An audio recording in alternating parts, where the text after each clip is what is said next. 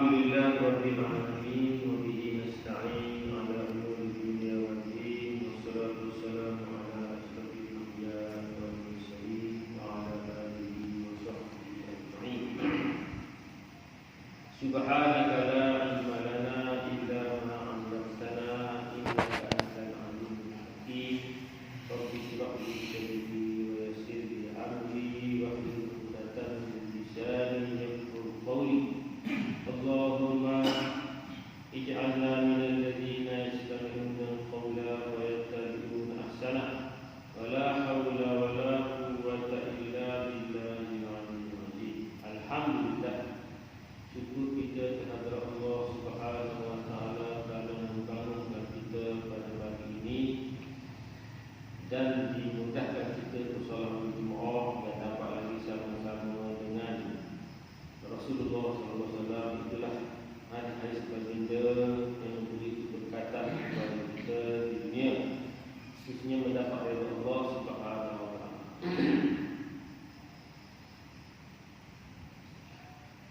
Kita ambil hadis yang pendek insya-Allah. Qala Rasulullah sallallahu alaihi wasallam, ahabbul kalam ila Allah subhanallahi wa bihamdihi. Ucapan yang paling Allah Ta'ala kasih, ucapan yang Allah Ta'ala paling suka ialah menyebut subhanallahi wa bihamdihi. Hadis ini berlaku antara Abu Dzar Al-Ghifari bersama Rasulullah sallallahu alaihi wasallam, di mana Nabi telah tanya Abu Dzar, seorang sahabat yang besar, Abu Dzar, sahabat yang ternama. Nabi tanya, wahai Abu Dzar, contoh aku beri satu amalan yang mana ucapan itu Allah Ta'ala paling suka, Allah Ta'ala paling sayang, paling kasih. Allah Ta'ala ni dia di kalangan makhluk, Allah Ta'ala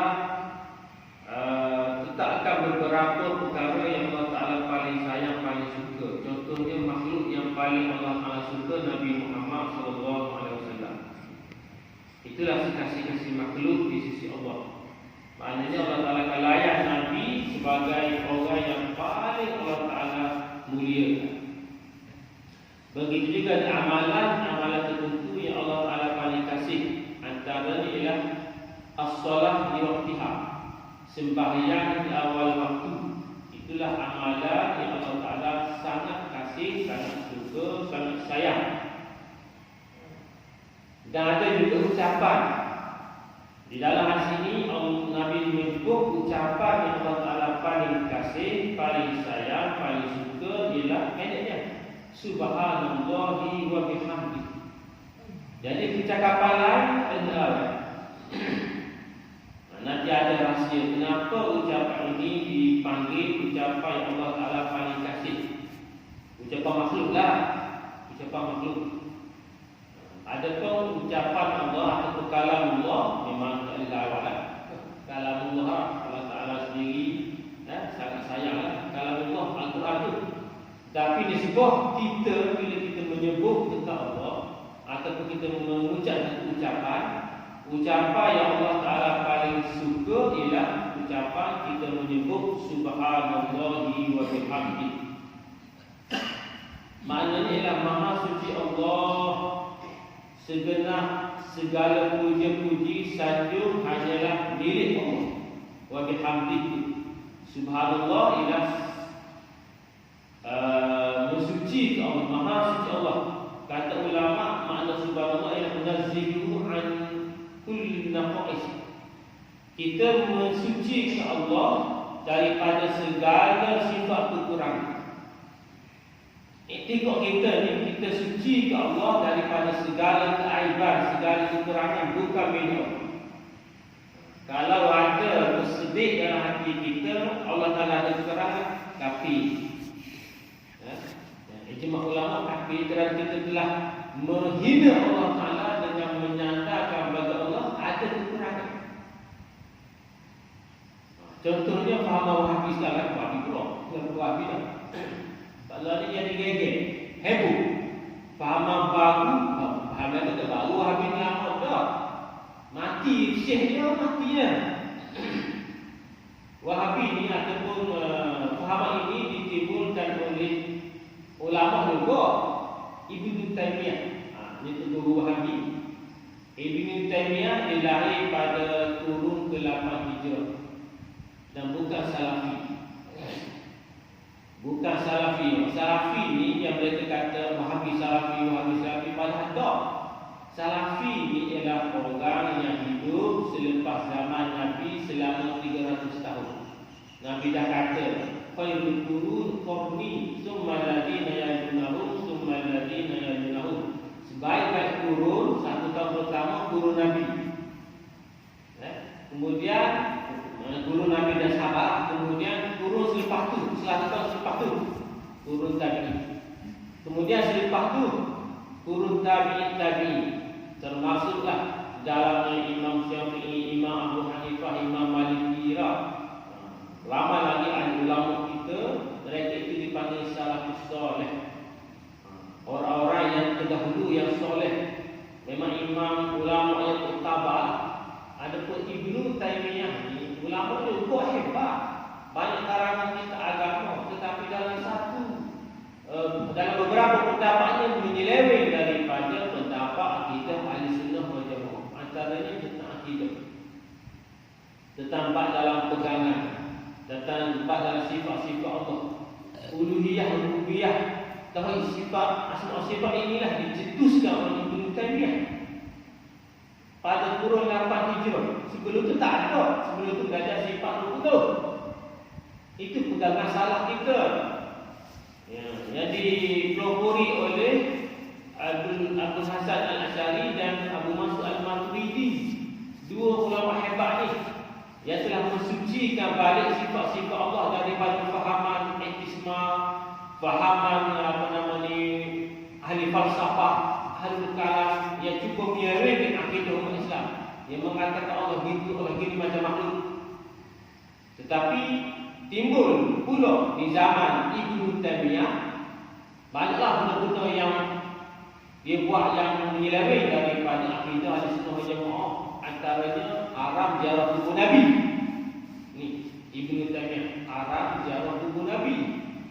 Dan dia ada perkataan yang menghina Sayyidina Ali. Tengok ulama dia hina Sayyidina Ali. Nabi kata siapa yang benci Sayyidina Ali munafik. Hadis Nabi. Jadi dia ni bila berdasarkan hadis itu, ada ulama yang mengatakan Ibnu Taimiyah munafik. Abdul azal Allah, hamba yang dihina oleh Allah Subhanahu wa taala. Jadi ulama-ulama ramai yang mengkritik Ibnu Taimiyah sebab pendapatnya jauh menyeleweng daripada akidah Ahlussunnah wal Jamaah. Dia ekstremis dia. Sehingga siapa yang tidak berfahaman dengan fahaman beliau ni boleh dibunuh. Halal darah. Inilah pegangan Wahabi.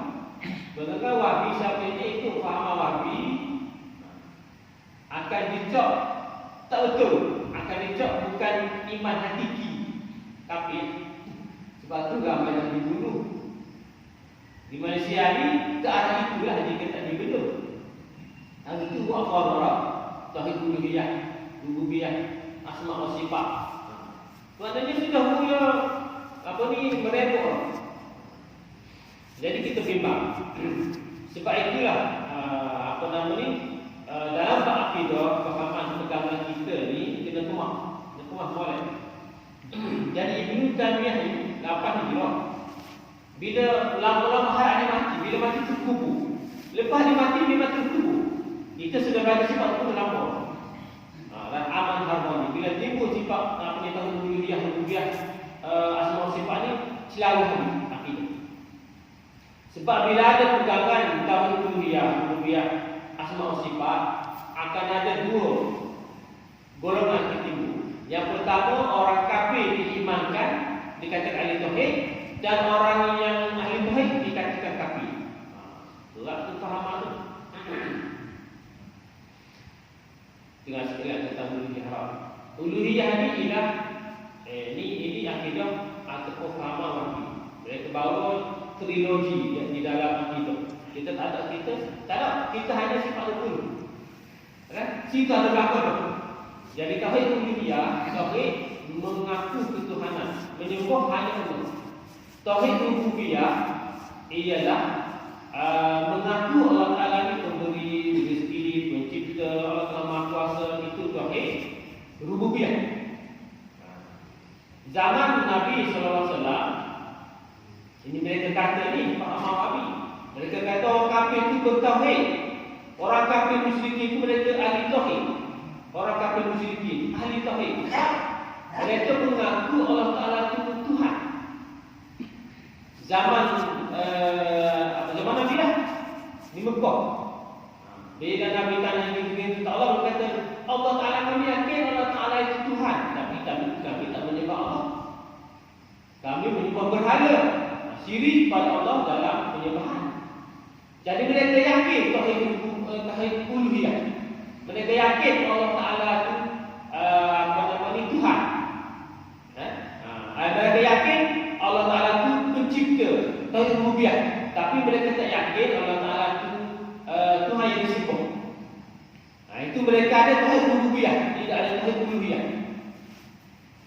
Jadi faham Wahabi kata mana-mana orang Islam atau siapa saja yang tidak beribadah kepada Allah, tidak menyembah Allah Taala, mereka telah kafir tauhid uluhiyah. Mereka hanya jadi ahli tauhid rububiyah. Jadi tengok selalu. Bila ada pembahagian uluhiyah, rububiyah, tauhid asma sifat, jadi selalu. Asma wa sifat pula. Ini lagi tu. Nama-nama Allah, sifat-sifat Allah dalam Quran yang menyerupai makhluk. Jadi mereka akan menterjemah itu zahir ayat. Dalam Quran sebut ya Allah, ta'ala Allah. Dalam hadis sebut mata Allah, Allah Taala bertawa gini-gini, Allah Taala turun. Jadi pokok ni kata kita kena ikut apa yang Quran sebut, apa yang hadis kita kena beriman. Kalau Allah Taala kata mata Allah, kita kena yakin Allah Taala ada mata.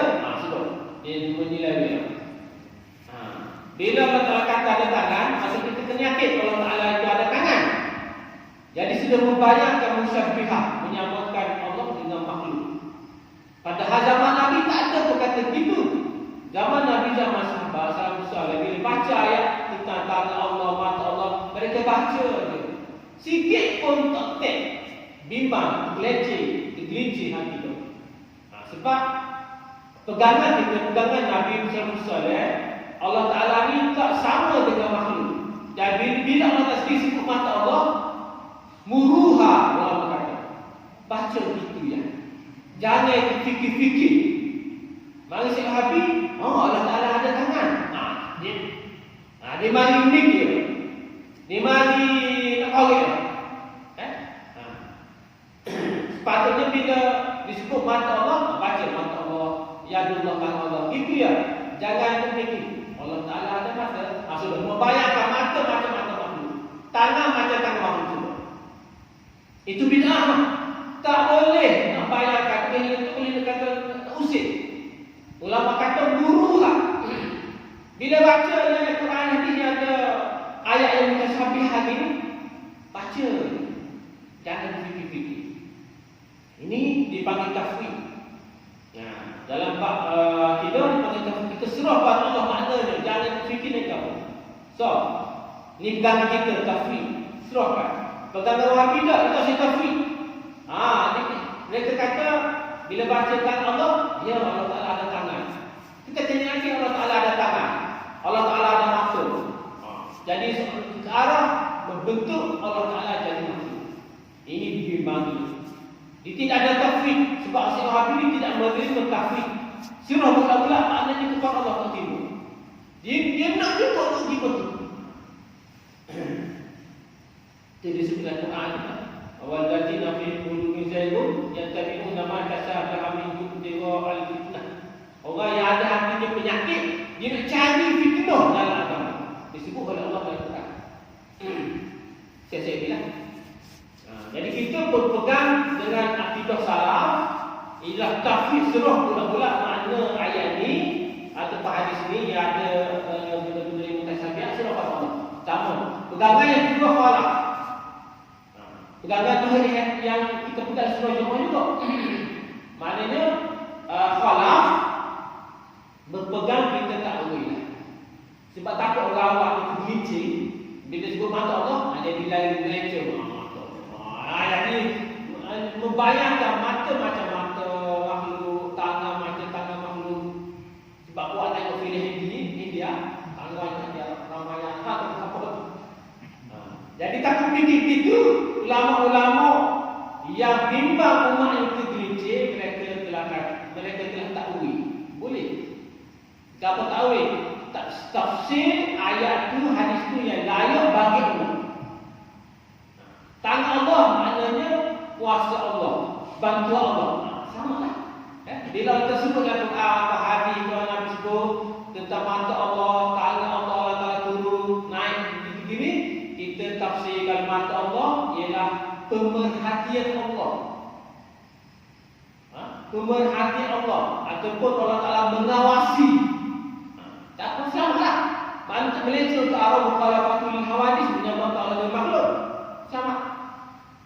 Allah Ta'ala turun ke langit dunia pada 1/3 malam. Maknanya Allah Subhanahu rahmat Allah Ta'ala turun. Selamat. Daripada mukhalafatul hawadis menyebabkan dengan makhluk. Saya Wahabi tak.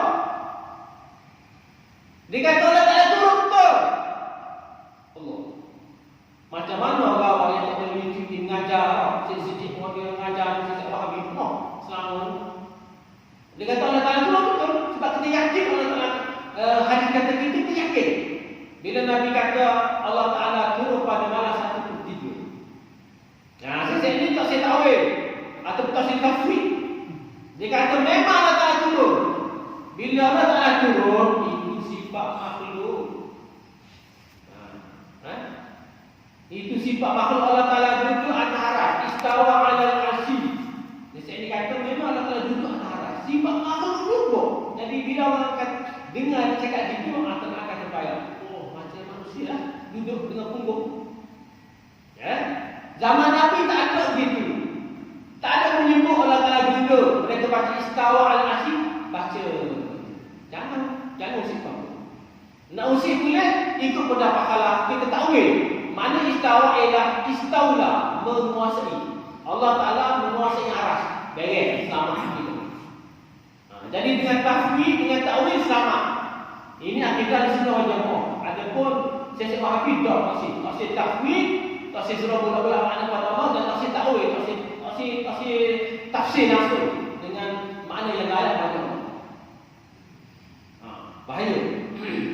Memang berat.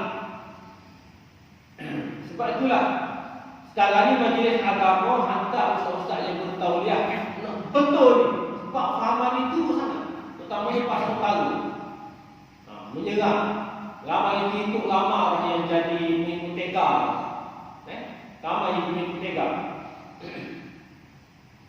Bimbang merebak ke seluruh Malaysia. Indonesia pun banyak lah. Indonesia, Malaysia. Lepasan balik daripada Arab Saudi. Habis kita kaki. Kau tu bid'ah, kau ni bid'ah. Maulid Nabi tak boleh. Isra Mi'raj tak boleh baca simah. Setiap berlima tak boleh. Habis licin nak buat. Padahal kita ada bid'ah yang wajib, bid'ah yang sunnah, bid'ah yang haram, bid'ah yang makruh, bid'ah yang harus. Ada macam comel. Macam Sayyidina Umar buat bid'ah 20 tarawih pula.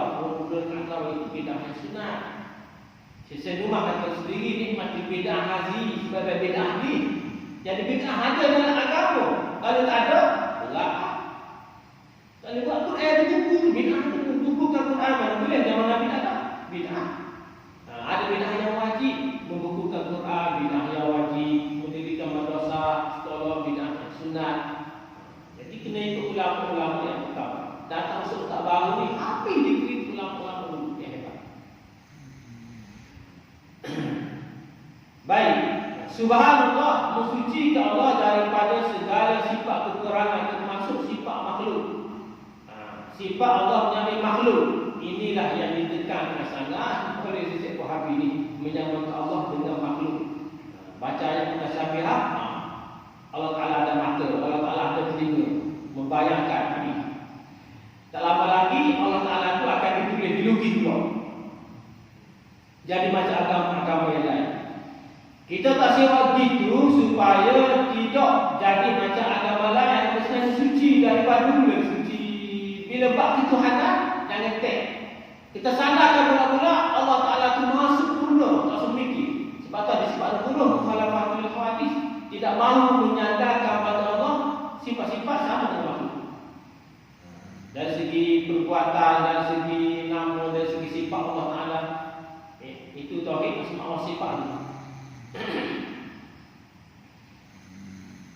Allah Rabbi. Baik, subhanallah, maha suci Allah. Kita nafikan sifat kekurangan bagi Allah. Allah Ta'ala tidak ada sama sekali sifat kekurangan. Kalau ada dalam Quran, dalam hadis, sifat macam kekurangan demi makhluk, jangan layan, baca. Nak terjemah, nak tafsir, tanya engkau, tafsir ke apa? Kalau ayat ni macam makhluk kan, apa takwil dia? Tanya ahli engkau kan. Ada takwil. Maknanya kita yakin Allah Ta'ala bersifat dengan sifat yang maha sempurna, iaitu wa bihamdih. Nafi sifat kekurangan, subhanallah, maksudnya Allah, dan isbatkan ketaatan Allah Ta'ala ada sifat kesempurnaan. Maknanya ahmadu bikulli anwa'il kamalat. Aku puji Allah dengan segala sifat kesempurnaan. Segala sifat sempurna milik Allah. Segala sifat kekurangan milik kita. Jangan sandarkan kepada Allah. Segala sifat kesempurnaan milik Allah Subhanahu wa taala. Jadi sifat 20 bukan sempurna. Tak, sifat 20 hanya sifat-sifat tertentu yang ulama kaji untuk hantam balik pendapat ataupun fahaman Wahabi, fahaman filosof al-falsafah al-kalam yang guna sifat-sifat ni untuk menyeleweng akidah Islam. Itu tiga sifat 20. Bukan sahaja sifat 20 ni untuk melawan, untuk menghujur balik orang kafir yang datangkan sifat-sifat makhluk untuk menyamakan Allah Ta'ala dengan makhluk. Maka bila belajar sifat 20 selamat. Sebab tu kena belajar sifat 20 secara tafsir lah. Kalau ijma' kan, secara ringkas kita yakin Allah Ta'ala tidak ada sifat kekurangan, baiklah. Dan kita yakin segala sifat sempurna milik Allah, baiklah. Baiklah begitu, baiklah kalau kita yakin. Maknanya segala sifat sempurna milik Allah. Dan segala sifat kekurangan walaupun satu bukan milik Allah. Tak apa begitu. Itu sudah ada nafi dan isbat. Itulah makna juga kalimah la ilaha illallah. La ilaha illallah kan ada nafi isbat. Maknanya kita nafikan segala kekurangan bukan milik Allah. Kita isbatkan, kita letakkan segala kemuliaan, segala kesempurnaan hanya layak untuk Allah. Manusia tak, makhluk tak. Makhluk tak sempurna. Mereka mati. Bila mati tak sempurna. Kita sakit tak sempurna, lemah. Jadi makhluk lemah, tak sempurna. Yang sempurna hanya Allah Ta'ala sahaja. Itu yakin. Itulah la ilaha illallah.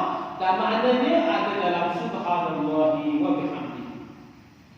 Sebab itulah subhanallahi wa bihamdihi ucapan yang paling Allah Ta'ala sayang.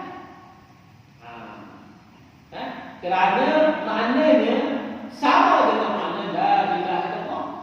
La ilaha illallah adalah ucapan yang paling hebat. Kalau umum, ucapan la ilaha illallah itulah ucapan yang paling afdal. Nabi ada sebut hadis, ucapan yang aku dan Nabi bawa satu je. Itu la ilaha illallah. Jadi la ilaha illallah ni ketua. Kalau sebut secara umum, ucapan apa yang paling hebat? La ilaha illallah. Kalau secara khusus, ucapan Allah yang paling kasih, yang paling Allah sayang kasih juga ialah ucapan subhanallahi wa bihamdihi. Sebab kerana maknanya nafi isbat ada dalam subhanallahi wa bihamdihi. Nabi pun ada beritahu dalam hadis. Siapa yang sebut ucapan subhanallahi wa bihamdihi 100 kali sehari, maka dosanya Allah Ta'ala akan ampun walaupun dosanya sebanyak buih-buih di lautan. Satu kali tak? Pendek. Subhanallah, boleh-boleh jalan untuk kereta. Boleh nyapu berkata-kata. Baca subhanallah wa bihamdihi 100 kali, kuih di lautan. Laut ada 7 kelas. Laut India, Laut Cina Selatan, Laut Afrika, Atlantik, Laut apa lagi? Merah. Laut macam apa kan? Laut Arktik. Jadi laut ini dia punya kuih kan banyaklah. Banyak kuih lah. Jadi sekiranya tak ada lah itu manusia yang sampai dosanya sebatu di lautan, kuih di sungai apa tak ada manusia ni. Mana tak sampai lah gitu dosa. Tapi sekiranya ada dosa yang begitu banyak sehingga sebanyak kuih di lautan, pasti Allah Taala. Hebatnya kalimat ini. Itu sebab kalimat ini paling Allah Taala sayang kasih. Kerana kehebatan fadilahnya yang begitu hebat dan begitu besar. Baik.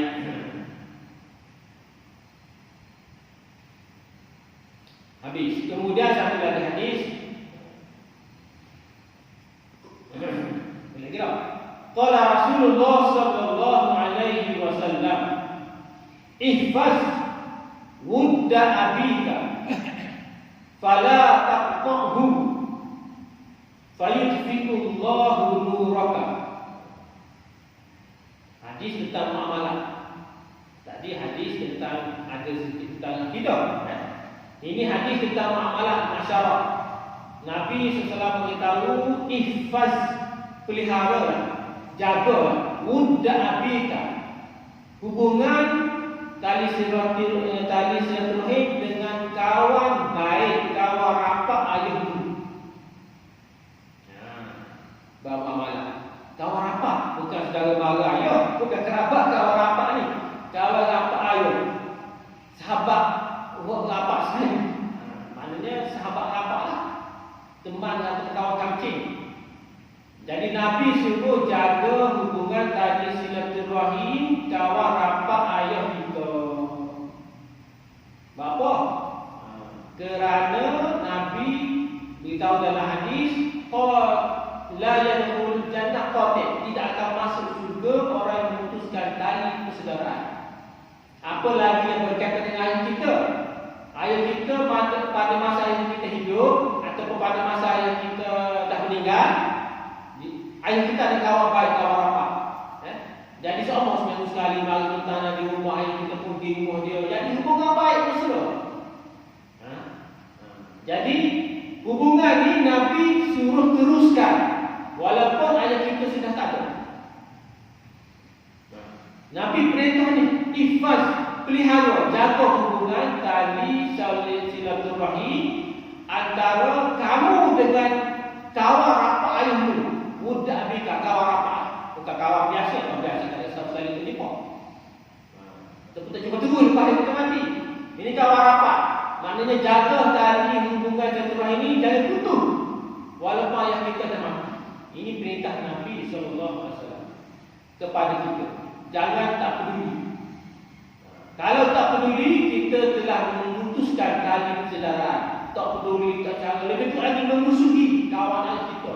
Lepas kita mati, kita pun bertengkar dengan dia, bala dengan dia. Nabi katakan, "Fa'in wala taqtahu", jangan putus. Kalau putus, bala apa-apa, tak pergi mari, tak ziarah, maka Nabi kata, "Fa'yudfi'ullahu nuraka", pasti Allah Ta'ala akan hapus cahaya kami. Berat ancaman itu. Sebab kita ni ada cahaya. Masing-masing ada cahaya iman.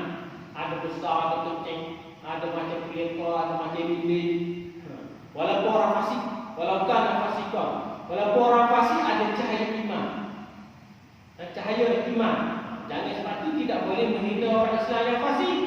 Sebab ada cahaya kalimah la ilaha illallah tu, cahaya iman tu. Jadi cahaya ini akan terhapus. Nabi kata, "Fayudfi'ullah", Allah Ta'ala akan hapus cahaya ini.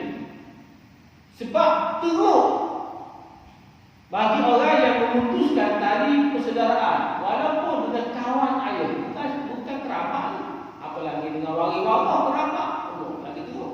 Sehingga Nabi kata kita akan masuk juga orang yang memutus tali persaudaraan, adik-beradik dan sebagainya. Cahaya akan hilang dengan balak untuk bertengkar, tidak menghiraukan. Jadi bila ayah kita ada, kita buat balik. Tapi bila ayah kita mati, kita telah tidak mempedulikan kawan rapat ayah kita. Kata ulama, jangan putus. Kita nak ziarah walaupun setahun sekali apa tak? Gaya, dia gaya. Dia gaya dia. Dia gaya. Macam isteri saya lah, bila mak dia meninggal, isteri saya ni tahu kawan rapat mak dia, maka dia ajak saya. Mungkin dia buat gitu. Dia ajak saya gaya setahun sekali rumah kawan rapat mak dia, untuk tua saya meninggal. Kok tua? Orang lelaki ni meninggal. Orang lelaki tak apa. Jadi dia mungkin isteri saya, rumah saya, dia baca hari ni, maka dia ingin kita pergi jalan raya. Alhamdulillah. Mana tahu. Berat. Siapa yang putus sehingga terjelas kawan rapat, mak ataupun ayah, ataupun datuk kata lama, ataupun nenek. Apa kan? Mak, ayah, datuk, nenek. Kalau kita tahulah, tak apa. Kalau tahu, ayah mak kita ada kawan rapat, kawan baik, maka kena ziarah. Jangan putus walaupun setahun sekali supaya cahaya tidak terputus, tidak hilang. Ini ancaman. Allah Ta'ala akan hilangkan cahaya. Kalau itu Allah Ta'ala akan hapus cahaya. Berat. Jadi munafik. Sebab jadi munafik kerana masa hidup bukan main lagi. Bila kawan rapat yang kita mari, kita hormat, muliakan kawan kita tu. Tegur siapa. Bila kita mati, kawan rapat yang kita mari, kita orang tahu. Tak silap. Ataupun balas buruk. Maka ulama kata ini ada ciri munafik. Bila ada ciri-ciri munafik, cahaya yang orang munafik dapat kat dunia ni, Allah Ta'ala akan hilangkan di mana masa. Jangan bila ayat sebut. Kat dunia ni orang munafik diberi cahaya Islam. Iman tak beri cahaya Islam. Dia semayang, dia puasa gitu, ini ada cahaya lah. Tapi bila di pada masa Allah Ta'ala bila nak berjalan kepada masyarakat dalam gelap gulita kepada masyarakat, mereka ada cahaya sekejap. Disebut dalam surah Baqarah. Ada cahaya sekejap, Allah Ta'ala hilang orang munafik. Nanti mungkin, mana cahaya aku? Mana cahaya aku ni? Hilang ni. Dia orang munafik. Lepas tu dia kata orang yang beriman, orang beriman ada cahaya. Yas'alun baina aydihim.